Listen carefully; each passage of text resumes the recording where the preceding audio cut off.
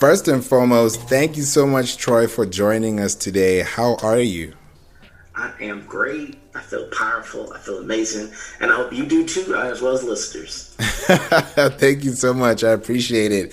Now, there's so much we're going to talk about today, and I'm so happy that you're part of this new wave. I'll call it a new wave because with the We Don't Play podcast, we're literally knocking on 200 episodes. And now we want to go premium podcasting, which has been planned for a year.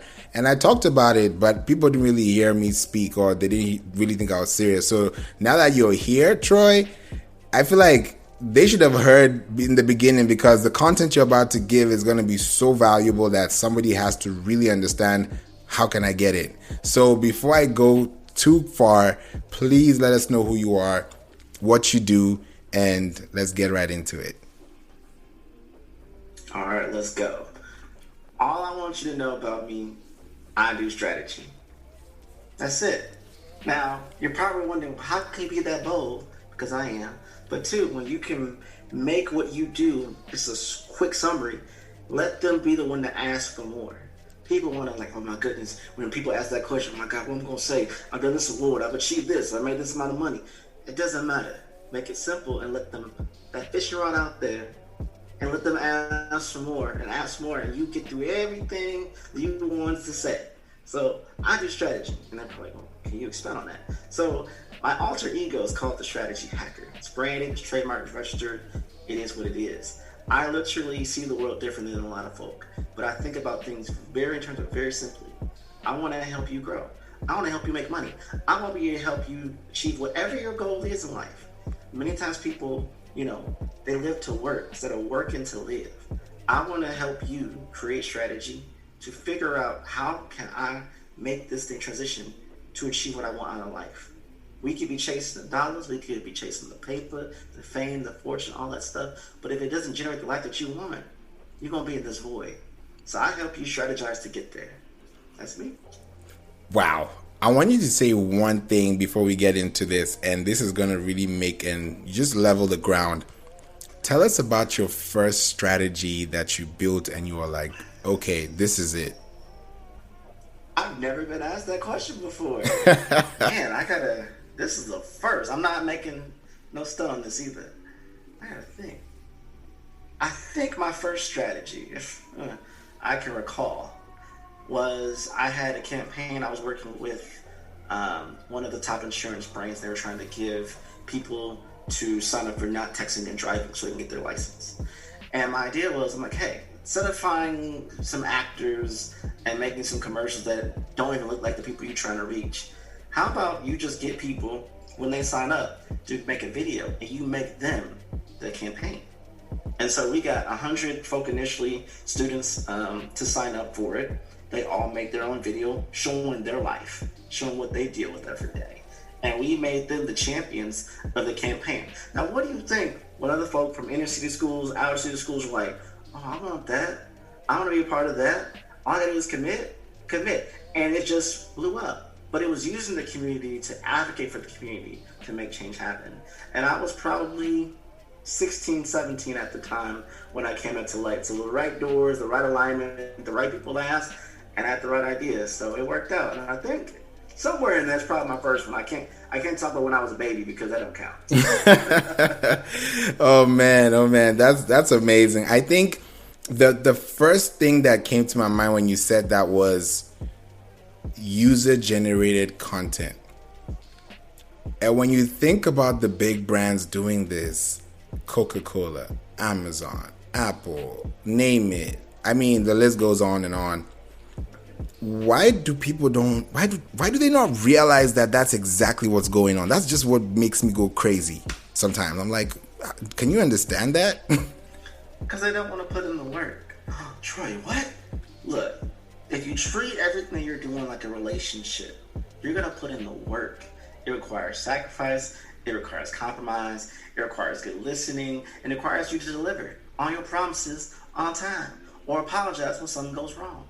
Those are the core principles among a million other things we want to talk about. Just a good relationship. How much more do you think you need to do that to make your business have a good relationship with your customers, with your clients, with your community, with your audience, with yourself. You can't run an amazing business if you don't got your own house in order. Make sure everyone's on board seeing that vision. So scaling up for the bigger brands, they have enough money to excuse not having a cut community or emphasize community. Think about that. They have enough money to burn to navigate not having community focused driven thing until it doesn't work. And they had too much money. Now they got to pull in a community manager. Now they got to push UGC campaigns. But they have a lot of money to blow and burn. Now, a lot of us, middle ground folk, little people, we don't got that type of capital to just blow money at stuff.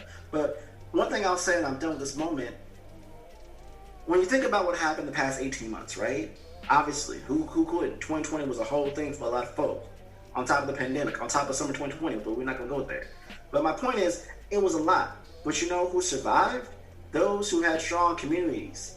It didn't matter. Community is COVID proof. Community is pandemic proof. Because at the end of the day, you think of a nonprofit, no one had to give money to a nonprofit. We all try to keep our money down, no anything like that. But they have a good cause. I want to make sure that they stay relevant to the community. I'm going to donate $1.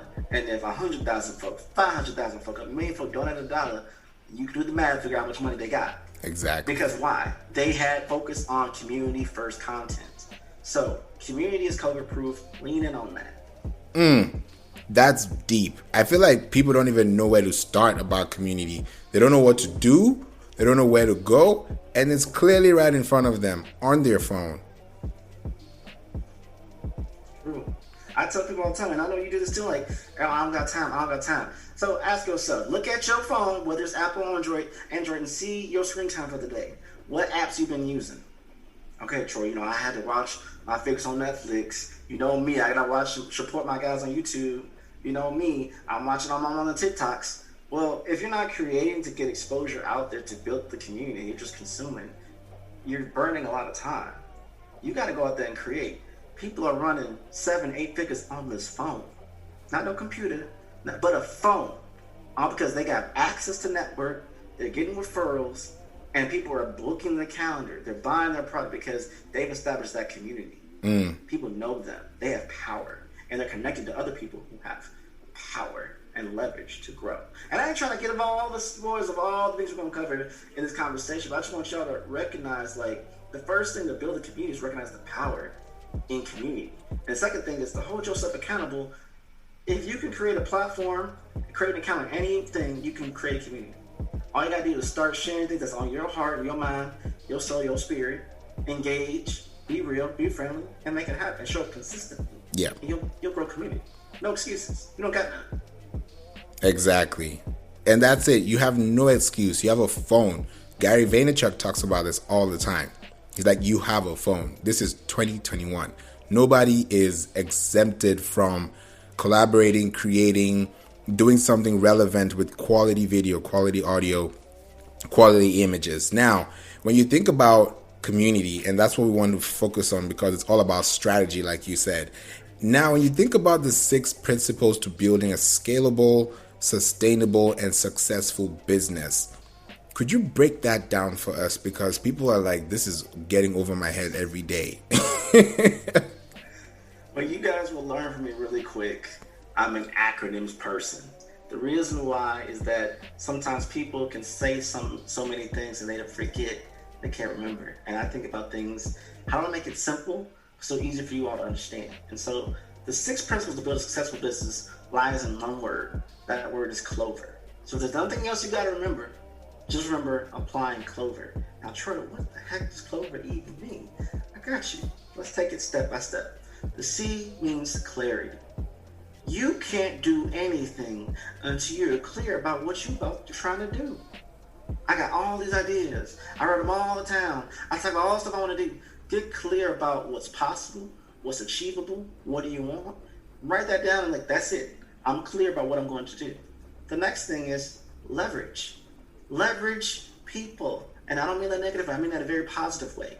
Look at your current folk who are around you. I ain't talking about your family, your church. I'm talking about folk who actually can move mountains for you, who have access to people you can't, or understanding or information you don't currently have access to in your business sector. Leverage their time. Leverage your time. When I talked about earlier, we talked about this phone. You can do it from this phone. Okay, it means, hey, if I'm trying to make that 6-figure, 7-figure, 8-figure business, I might gotta take a little less time from Netflix and chill and more time into getting these communities and grinding to get that money up the way I need to be. Leverage all these things, because when you make, and again, we don't know what you need until you ask. We are not mind readers. Listeners, we are not mind readers. No one's just gonna know you got the next best ideas in sliced bread and you need to make this money now because, you know, everything's on the line. You gotta make that known. So leverage people, leverage time, leverage yourself. The next thing, optimization. You want to optimize. When I come in and I think I have a great idea and I work through some things, guess what? I'm gonna make modifications to it. I'm gonna make changes to it. I'm already coming in with the mindset that this may not work, and that's okay. This gives me the opportunity to optimize it until it does work. Optimize shifts and parallels until I'm trying to get to where I need to go. The V is 2 parts, vision and value. And I know what you're thinking, Troy, you said clarity earlier. What the heck is vision? Ain't that the same thing? It's not. Clarity is being clear about what you're trying to do. When you have a vision, I'm telling you to manifest, literally in your mind, manifest what you want. What does life look like for you when you achieve what you achieve? Because when you can create that vision, that's what you're going to hold on to. When things get tough and rocky, you're going to hold on to that vision. And it allows other people to align with you and support you because they see that same vision. But you yourself have to manifest that vision to be first. I'm sure when you think of the greatest person you think in your industry, your sector, the person you go to, whether it's Gary Vee, Jeff Bezos, whoever you think of, Oprah Winfrey, whoever comes to your mind, to get to that success, they have to have a vision. And they have to help be that torch, pass that flame for other people to see that vision. And the second part to that V is value. Now, I know everybody like to say that word value. I'm going to give value. Make sure you're giving value in the clubhouse room. Yeah. Give value on podcasts. Give value to the customers. Show the value added benefits on the bullets. That's great. But you know what? Value is a two-way street. You got to make sure you receive enough value back. Value is only limited. You have a well of it. And as you're giving it, and if you're not receiving anything back, that's when burnout comes out. That's when you get resentment and bitterness because ain't no one trying to help a brother out. Ain't no one trying to help a sister out. Where my hand at? Where my thing? Ain't no one trying to help. You got to make sure that when you have these conversations with folks, they're actually reciprocating that value back into you. That allows you to have better relationships, a better community. Look at your circles. If you've been giving all this stuff to all these different circles and they ain't been giving it back to you, what I tell you, maybe I've outgrown these circles. Or maybe these aren't the same circles I need to get to my next level of growth. So vision and value are very important. The E, we can do all this talking. You can be taking all the notes. You can be listening to the podcast episode over and over again, watching the last stream over and over again, being in clubhouse with them. We've been all this great stuff. But if you don't freaking execute, what was this all for? You see on Twitter all these great quotes. Hey, do this. Be you. Go ahead. Blah, blah, blah. Well, yep, they right. They read my receipts. But if you don't execute, if you don't take what you're listening right now and actually do something with it, what does it matter? You didn't want it that badly. Execute. And obviously, the last thing, the R, being results. You gotta get results. So, set up some benchmarks of, okay, I want to get to this level of community growth.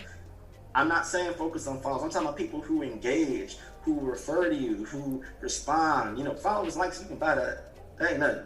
I'm talking about actual conversations that lead to the goals you're trying to get to. Results where it's ROI, return on investment, return on interest, however you want to apply that word. Revenue. Make some money. Let me make something very clear to you. Ooh, look how many likes I got. Look how many followers I got. Unless you can transact that to actual dollars and cents, you broke, buddy. Don't get me wrong. Social validation is cool. It helps. But it's not a benchmark to determine your success. There's many folk out here making big dollars on the screen, living in a hut. And I don't mean that disrespect. I mean, they could be doing better, but they chose not to. They put an investment all on the digital currency of vanity measures of looking like you're somebody because that dopamine from that like helps you, but it doesn't pay the bills. It doesn't give you money. It doesn't build generational wealth.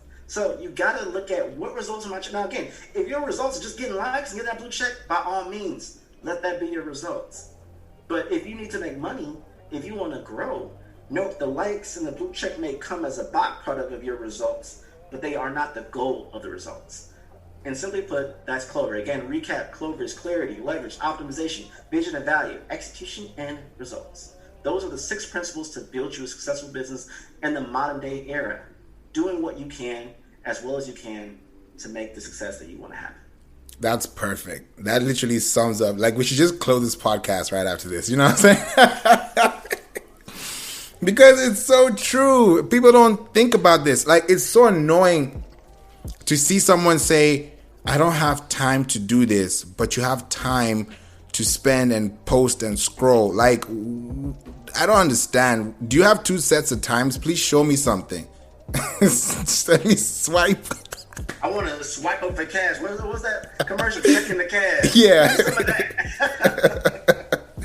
Yo, nah, it's just terrible. I think people don't realize it, and the faster you realize it, the better, because technology is evolving, but we are not evolving. Can you and I wonder why. We're not comfortable with change. That's it. 85% of the folk are still stuck in pre-pandemic and ain't going to revert back. That part. We've gotten too far down the pipeline now. People realize, oh, I can make a living virtually? Do I even need to step out the house anymore? Right. You know? Everyone's made a lot of changes, so we gotta allow change to happen.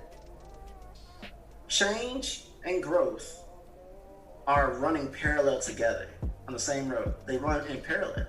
So for you to grow to the level you need to be, guess what? You need to change. But guess what also going to happen as a byproduct of that? Your whole environment is going to change. You put someone in a room with somebody who only makes $1,000. You're only going to think to the limit of $1,000. You put that same person in a room of folk who make $100,000. That's 6 figures. You're going to think like someone making 6 figures. You take that same person and put them in a room of people who make 8 figures and beyond. They're going to think like a person who wants to become that, to achieve that. That's change. People think how negative, how bad change is. You know, we are conditioned to hoard on to things. Things that used to work don't work no more. I don't know why this don't work no more. I don't know why this don't work no more. Maybe if you think like a relationship, this ain't working. You telling everybody and your mama how badly it ain't working, but you still sticking with it. It's toxic. Right. And you finally get out of it, you can breathe and you can we gotta let go of the past, gotta let go of the change and make change be what it is. But when you can embrace change, you can make change fit the goals you're trying to achieve. To your point, at this point, like, spend some time to learn your phone. Ain't nothing really new. It's just that people took the time to learn a skill, and either they're teaching someone else how to do it, or they're using that skill to make the money. So if you learn one new skill and say, I'm going to apply this skill to make $10,000 more this year, that's the foundation. You can build off that. Guess what? I mean, really, in 10 years, you'll make $100,000. Simple math, but you scale that up. Hey, I made $5,000 extra dollars this year. You know, I paid $5,000 extra dollars this month. That's $60,000 extra for a 12-month period. So don't play yourself short, but you gotta let change happen. So you listen to this podcast episode, or you're watching this live right now, you know, have this conversation, I should say, rather, and I implore you to embrace the change. And you're gonna know really quickly what you need to do to evolve. I need to get in front of people, I'm afraid. And I tell people this too. I said, again, you know, when you think of success and fear, the same way with the change and growth run parallel. Fear and success run parallel with each other. If you want it bad enough, you're going to break past that fear. That fear is just the last hurrah wall before you break through to the other side. And if you really want it that badly, you're going to break past that fear. Believe it or not, trouble like Troy, you're so calm and poised. I didn't used to be this way. You think I'm comfortable just coming to strangers saying, hey, here's how I can help you make your business grow? No, that takes time and practice. But you got to look at things from a lot of different ways and evolve. And know, this is the result that I need to achieve. So that means I need to rise to the occasion to get what I want. You know what I want? I want to make sure the lights are on. I want to have a beautiful house for my wife one day. I want to be financially free and set. I want to have generational wealth. Well, that's cute. That's cool. No. I'm dead serious. So that means I need to change and rise to the occasion. So when you think of things happening that aren't going your way, I challenge you to rise to the occasion. I rose to the occasion. When they asked me to be on this podcast, I'm like, oh, this is an opportunity. I'm going to step in on that. I'm going to rise to the occasion and be prepared for this moment, because we don't know what this moment has hold for both of us, supporting each other as brothers. This could be something big. And so you got to see when opportunities happen, you got to change yourself to make it happen. I think so. And most people need to be flexible. If you're not flexible, oh my gosh, you will be so stuck and bent and broken. You'll be chilling like, bro, where did time go? Look, we're already in June. Bruh. Like, let that sit for a second. Like,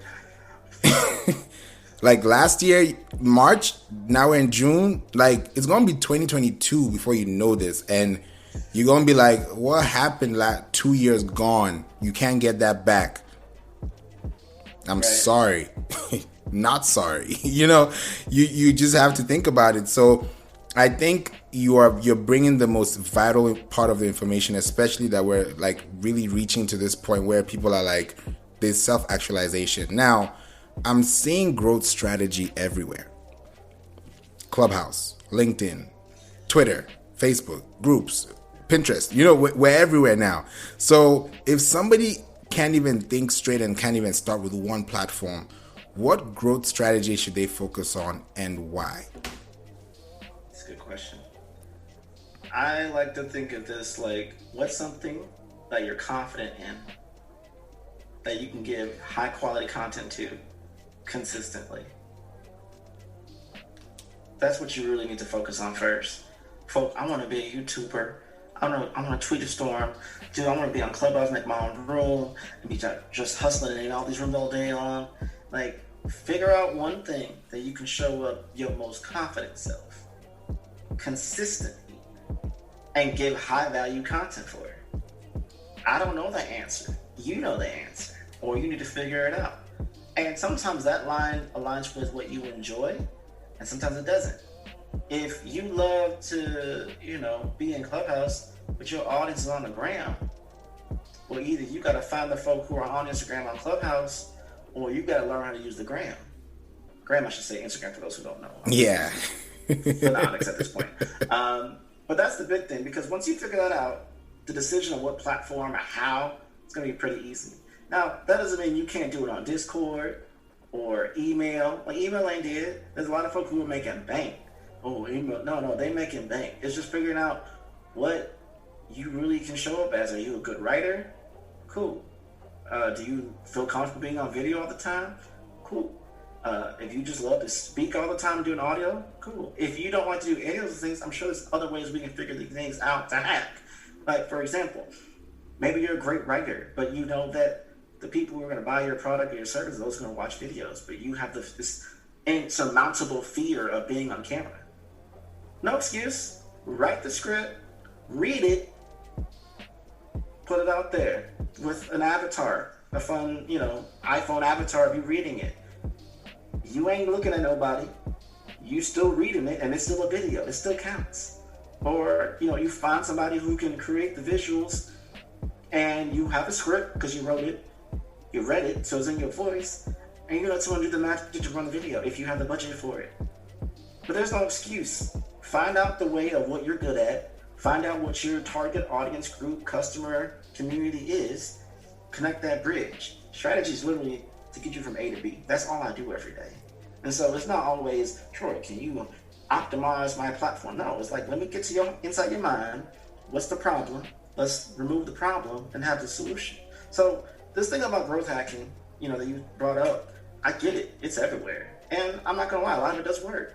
But a lot of it takes a lot of consistency and confidence and good content. So if you can't do those three things, it don't matter how much money you put on ads. It don't matter how much coaching you get. If you're the one that have to push that content out there, if you don't show up as confident and you can't do it consistently, it doesn't even matter. Those are the core nucleus principles to just getting it out there for growth to even happen.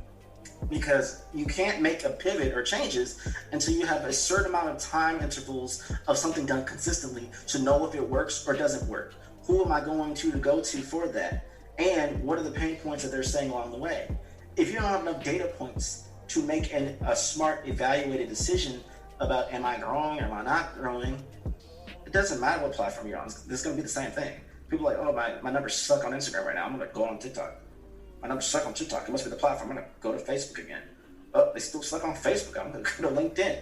That's not how it works. It's not the platform. It's you figuring out how does the platform bring the best out of you, and you are tapping into the platform to reach the target audience you want to the best at a consistent rate. Now, obviously, we want to go fast, but we got to be smart. I'd rather go a little bit slower and save you some money so we can build that foundation so we can catapult later than to go really fast with a messy message that don't make sense to nobody but you, and we just waste all the time for no reason. So you got to balance between smart and speed to make success work. I think so. Speed is very essential right now, because imagine the number of searches going on a daily basis, even as we speak right now. You know? So when you think about strategy, what comes first? And this is good. It's not a trick question. I don't know. A business strategy or a marketing strategy?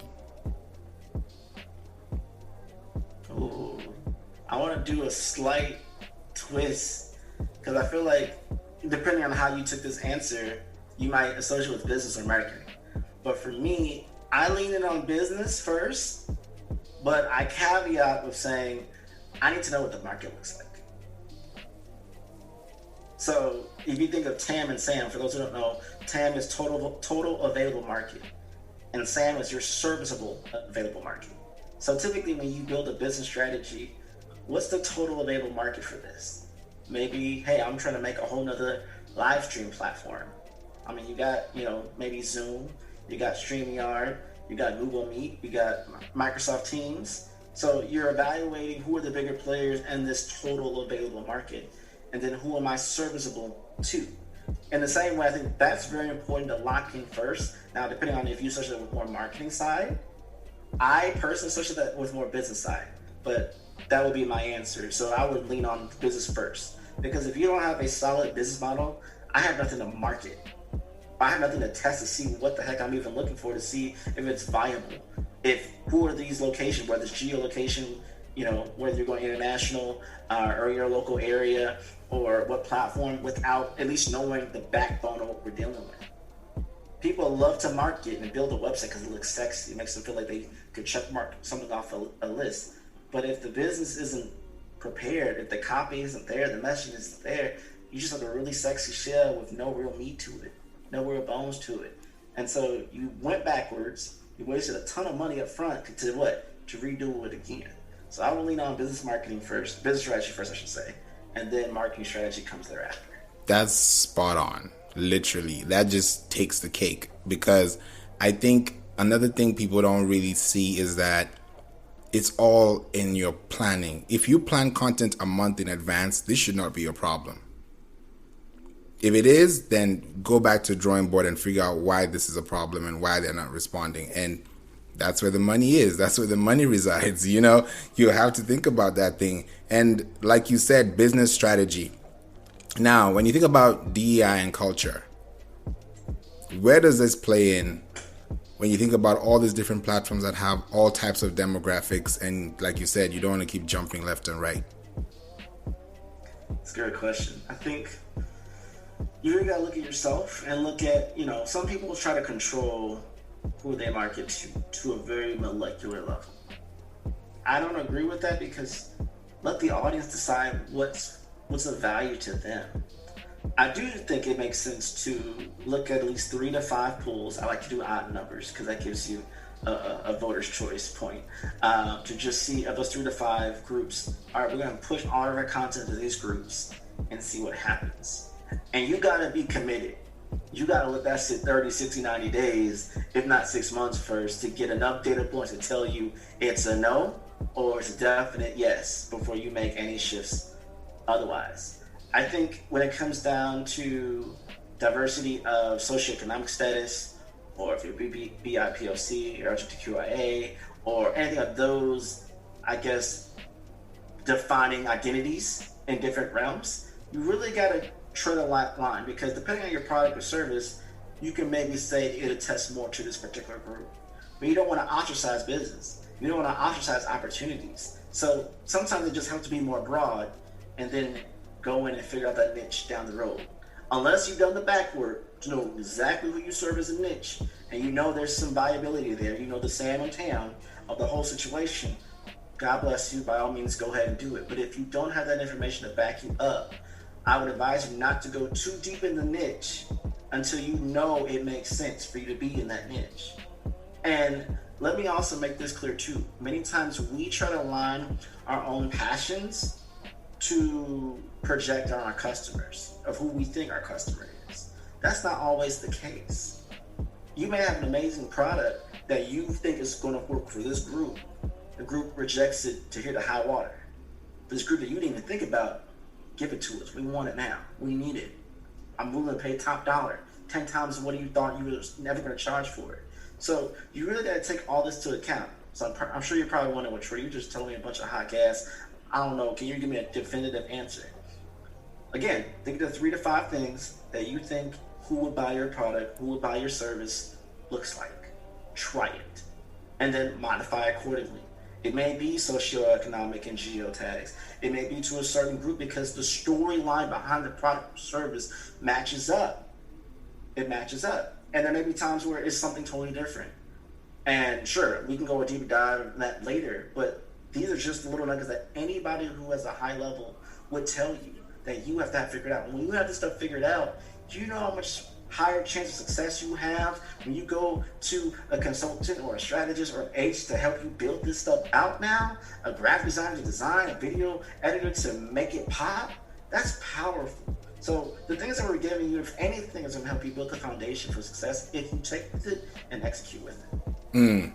Exactly. And I think that's really the cap of what we're discussing today, and understanding that your culture really dictates your brand, and that emotion is where you're supposed to define your moment. So that definitely makes a lot of sense. I really appreciate you for being here today, Troy. This has been immense. Now, before you go, 2 last questions. One, what is that platform that you didn't know you needed, and how did you find it? And then I'm going to move to the last question. I think we know that. I think Clubhouse is the platform I never knew I needed until I got on it. And I'm like, okay, bet. I could do something with this. I can find community in this. It's basically like a party line. You can make it about, you can switch it up from business to entertainment, to culture, to community, to rant city, to NBA or sport. I'm a sports fanatic, and so I'll be loving the rooms. I'm like, ooh, let me jump on this room after this game. Like, they about to explode the mess out of them. I feel like I have a plug into all these different things, and it's allowed me to have better community. It's allowed me to better pitch myself and articulate my things in different realms, because I'm in so many different rooms. As almost like I can switch on my persona depending on who I'm in the room with. So that's been something that's been helping me elevate my business and also elevate my personal self as well. That's amazing. I'm really glad you chose Clubhouse. I was nervous. I was like, I don't know what he's gonna say. Perfect. Spot on. Thank you so much. And lastly, if somebody wants to get in contact with you, how can they reach out, and what's the best form of communication that you prefer? Well, the great thing about how I built my brand, how do I find Troy? At Find Troy. Literally, FINDTROY. On every platform known to mankind, you'll find me at Find Troy. I do own a strategy firm called Strategy Hackers, which Strategy Hackers, you'll find it on the internet. But if you put Find Troy into Google, or my name, Troy Sandidge, into Google, I'll pop up everywhere known to mankind. Hit me up in the DMs, or you can book a time to an actual time to schedule on my calendar, because you know it's love when someone puts the time and effort to put that in your calendar. You don't miss nothing. Yeah. You do it right away. So feel free to do that. You can find it anywhere. I'm more than happy to help with your strategy for your business or for your personal brand as well. Thank you so much. I really appreciate you for being here today. You've put a light on people. They better definitely wake up and see that light. And I appreciate you for having me. Real quick, like, 30 seconds. This is the power. This is the power of you just speaking your truth in a room that people see you and notice you. And when opportunity knocks, you open that door and you step into it fully confident of who you are. I appreciate you, brother, for what you're doing. And I think, and if any way I can help you, and that's what we're trying to do. You can't do it alone. You can't win it alone. It's about community. And so if you're listening, who are the people who can support you and help you? To knock on that door and make lemonade, y'all. Let's make this happen. Let's get these W's and get this money. Peace. Facts. Thank you once again, and I'm wishing you a wonderful time. Thank you, brother.